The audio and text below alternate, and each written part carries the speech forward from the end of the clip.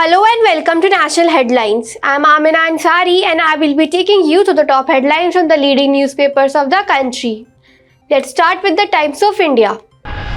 India-Saudi look up to step up energy and trade ties.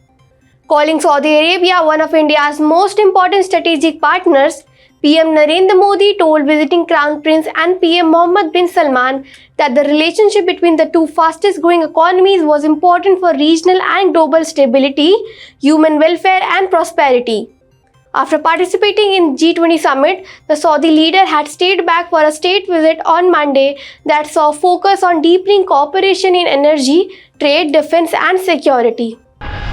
Next headline is from the Indian Express. Will launch war along with INDA alliance soon. Lalu Prasad. Rashtriya Janata Dal Supremo Lalu Prasad travelled with his family members to Deoghar in Jharkhand on Monday, where he offered prayers at the Baba Baidyanath Dham and Basukinath Dham temples. Lalu said that he will seek blessings from more deities, after which he and his son Tejaswi Yadav will launch a war along with the opposition India alliance. Let's move on to the headlines from the Hindu.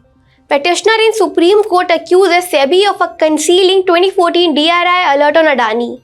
A petitioner in the Adani Hindenburg case in Supreme Court has filed an affidavit accusing the Securities and Exchange Board of India, SEBI, of concealing an alert it received from the Directorate of Revenue Intelligence (DRI) about stock market manipulation by Adani Group in 2014. Next, let's move on to the headlines in the Economic Times. Nifty sets a new benchmark.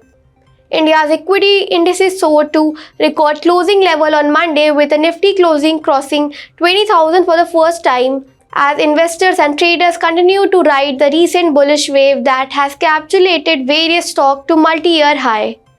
All bets are still on stock market extending its winning run, with domestic inflows showing no signs of ebbing. Next headline is from the Telegraph.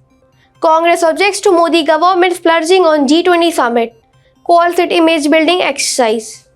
The Congress has objected to the Narendra Modi government spending an astronomical amount on the G20 summit when it cannot provide cheap cooking gas to the poor or money for the reconstruction of Himachal Pradesh, which has been devastated by floods.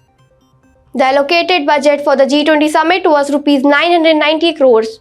The BJP government spent Rs 4,100 crores. After the COVID pandemic, governments of the world over have curtailed their spendings on public events, Congress General Secretary K.C. Venugopal said. Finally, our last headline is from the Hindustan Times. Finance ministers discuss Indian firms at London Stock Exchange. UK pension funds in India. India and the UK are exploring greater investment cooperation in several areas, including direct listing of Indian firms in the London Stock Exchange, facilitating British pension funds to invest in India, collaborating in infrastructure projects, and finalizing a bilateral investment treaty, which is an important part of a proposed comprehensive FTA, according to the finance ministers of the two countries. That's all for the national headlines. To stay updated on the latest headlines from the leading newspapers, do join us on National Headlines from Monday to Saturday at 11 a.m.